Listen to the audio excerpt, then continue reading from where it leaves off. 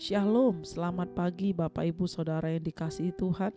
Salam sejahtera buat saudara semua dimanapun berada. Saya mengajak Bapak Ibu Saudaraku untuk bersaat teduh dan berdoa dalam renungan penuntun kehidupan setiap hari.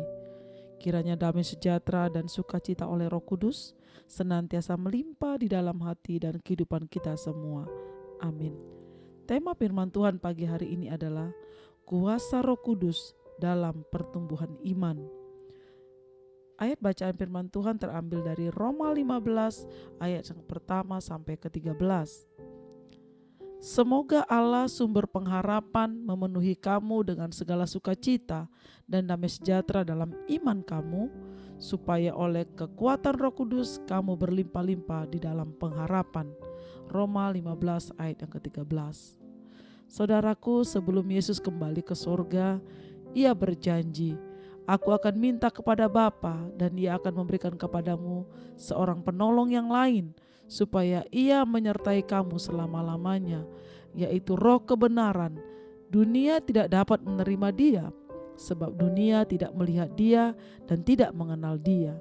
Tetapi kamu mengenal Dia, sebab Ia menyertai kamu dan akan diam di dalam kamu.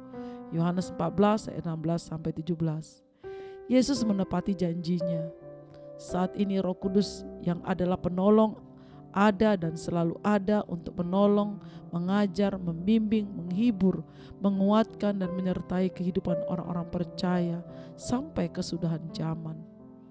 Saudara, ayat nas di atas menunjukkan bahwa setiap orang percaya sangat membutuhkan kekuatan Roh Kudus supaya mereka semakin berlimpah-limpah dalam pengharapan. Saudara, menjadi orang Kristen tidak cukup hanya rutin ke gereja setiap minggu, menjabat sebagai majelis atau pengurus pelayan Tuhan diaken di gereja, dan terlibat di berbagai aktivitas yang berbau kekristenan.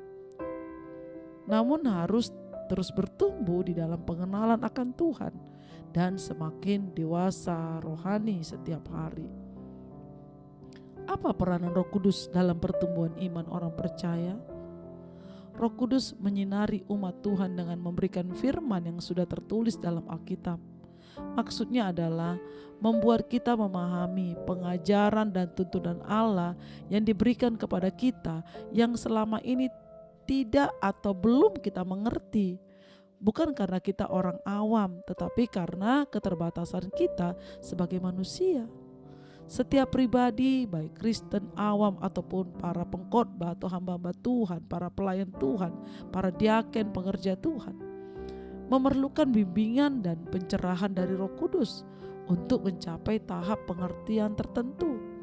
Jadi kemampuan memahami firman Tuhan bukan karena kepandaian dan kehebatan kita, bukan karena jabatan, bukan hanya karena kita sekolah teologi, bukan hanya karena kita memiliki jabatan tertentu baik di gereja, baik di sinode yang ada kita punya.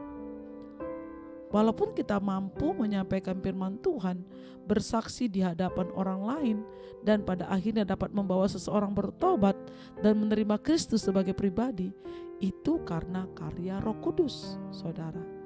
Jadi kita tidak boleh bangga, kita tidak boleh sombong, kita gak boleh lupa diri bahwa ketika kita memenangkan satu jiwa, bahkan kita melayani jiwa-jiwa, dan pelayanan kita dipakai Tuhan dengan karunia-karunia yang luar biasa. Kita dapat menyembuhkan orang sakit, melepaskan setan. Kita dapat saudara, mengunjungi orang-orang miskin. Kita dapat membantu orang-orang susah. Itu bukan karena kekuatan kita, saudara. Kita harus menyadari itu semua karena karya Roh Kudus yang ada dalam hidup kita. Itu supaya kita tidak sombong, saudara, supaya kita tidak bermegah atas diri kita, tapi karena itu adalah kuasa Roh Kudus yang bekerja dalam hidup dan hati kita. Roh Kuduslah yang bekerja mengubah hati serta menyingkapkan pengertian dan pengenalan yang benar akan Tuhan, sehingga seseorang dapat percaya dan beriman kepada Tuhan. Hari-hari ini mari banyak-banyak kita ada di hadirat Tuhan, kita dipenuhi Roh Kudus, saudara, supaya setiap pelayanan kita, setiap apapun yang kita kerjakan, ada kuasa Roh Kudus bekerja, dan Roh Kudus melakukan mujizat, melakukan pertobatan, melakukan memenangkan jiwa bagi orang-orang yang kita layani. Itu adalah karya Roh Kudus, itu adalah pekerjaan Roh Kudus, saudara. Tidak sedikit pun karena kemampuan dan kekuatan kita. Karena itu mari kita tetap berfokus kepada kehendak Tuhan dengan memakai kuasa Roh Kudus di dalam hidup kita. Tanpa penyertaan Roh Kudus, pelayanan kita yang kita lakukan tidak berarti apa-apa. Amin. Mari kita berdoa. Bapa di surga, kami bersyukur pagi hari ini buat kebenaran firman Tuhan yang Tuhan berikan bagi kami. Tuhan, kami percaya bahwa kuasa Roh Kudus itu membangkitkan iman, membangkitkan kuasa Tuhan, menyatakan kemuliaan Tuhan. Sehingga Tuhan, biar pagi hari ini setiap kami yang mendengarkan renungan ini, penuhi kami dengan Roh-Mu, penuhi kami dengan Roh Kudus-Mu Tuhan, sehingga kami boleh berjalan seturut dengan penyertaan dan pimpinan daripada kuasa Roh Kudus, sehingga hidup kami terus memuliakan nama Tuhan dan kami menjadi berkat, menjadi saksi bagi banyak orang. Terima kasih Tuhan buat Roh Kudus-Mu. Kami bersyukur dan kami percaya Tuhan, Engkau terus menyertai kami. Terpujilah nama-Mu Tuhan, dimuliakanlah Engkau sekarang dan selama-lamanya. Di dalam nama Tuhan Yesus Kristus kami berdoa dan mengucap syukur.